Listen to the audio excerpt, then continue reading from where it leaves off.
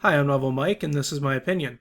So, I'm going to do a very short Let's Talk this week compared to what I normally do, and just going to be talking about my first impressions of World of Warcraft Legion.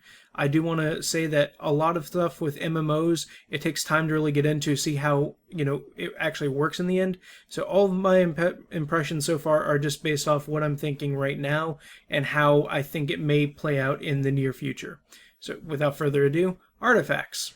Each class gets an artifact. They're really fun to actually have because they all provide a unique weapon for each spec in the game, as well as providing generally a cooldown to actually enhance your character. And they work as a progression system too, with a talent tree that's similar to the old school talents, which is really nice because I've missed that a lot in the more modern WoW. And along with that, there's class order halls. The class order halls are hit and miss. I really like the aesthetic design of them, and I like the characters that you interact with, as well as your actual class hall order or class quest, essentially, that you have within it. But it is bogged down by this mission table that you have. Essentially how it works is it's very similar to the garrison missions, but now you only have up to 8 champions, and you can only use 5 at a time, which feels kind of redundant since there is so few champions currently available. Why not just let us use all 8 once we unlock them, because they do take time to unlock. And the way that it works is in the class quests that you'll be doing, eventually you'll have to do 5 8-hour missions and then another set of 5 12-hour missions, and then you can only do 1 at a time.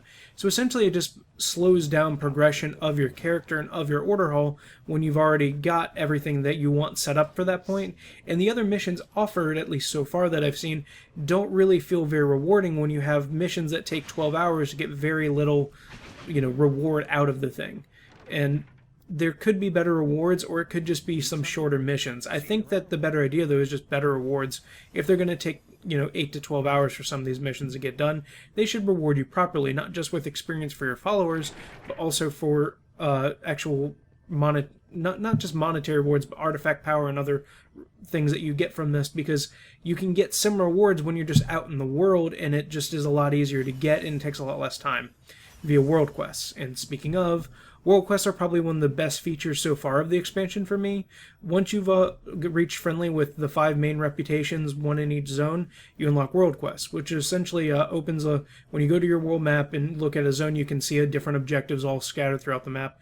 You go to that zone, you do what it tells you to, you get a reward. Those can range from money, they can range from order hall resources to artifact points to power up your artifact weapon, and then also gear. And the cool part about the gear system is that essentially as your item level increases, the reward you get from doing those also increases. So when I first started, I was getting like item level 810 stuff. Now that I'm like item level 825, I'm getting like 835 stuff. So obviously that's probably going to cap off at some point, but at the very least it still feels rewarding to do those. It doesn't feel like I should be ignoring those to do one of the other ones, since I can still get upgrades for that. The zones themselves are hit and miss. For me, I really liked the second half of Azuna, but the first half wasn't very fun. High Mountain has highs and lows. Stormheim was generally good all around. It's probably the best zone in the game. And Val Sharar, or whatever it's called, that zone has some really good story moments in it, but the actual questing I felt was kind of lackluster. It's very simplistic and very linear, unlike some of the other zones. Overall, those 4 leveling zones are cool. The only problem with them is that since it is a level scaling system, so you can do them in any order, but once you hit level 10, every mob in the game in those zones is all level 110 as well. So when I went back to finish one of the storylines for the Lore Master stuff, it was kind of irritating to actually be fighting enemies that are 110 that feel fairly strong compared to what I would have been fighting just a few levels ago when they were lower level, since essentially it's more based on how much gear you have. It's not probably that big of a problem, but it's just a nitpicky thing that I didn't like doing. And the final zone's Suramar, I really like the aesthetic. It's a beautiful zone. It's got a really interesting story, but it is very, very grindy, and it involves a lot of tedious things that I think, at least for alts, is going to be very unfun for most people. Now, they have talked about catch-up mechanics with alts, but so far I really don't think this expansion is very alt-friendly in terms of actually progressing your alts as characters with gear and stuff like that. I also want to play a lot of them to see the artifact storylines, to see the class hall storylines, but overall I do think that they need to possibly rework some things to make it a little bit more alt-friendly, but we'll see how it goes. I mean, it's just the start of the expansion, so a lot of that stuff can still be updated.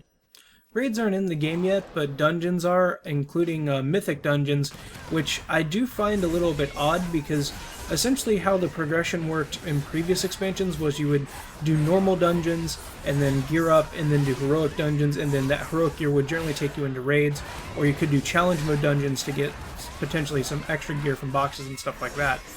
But in general you would go from, you know, dungeons, heroic, to starting to raids.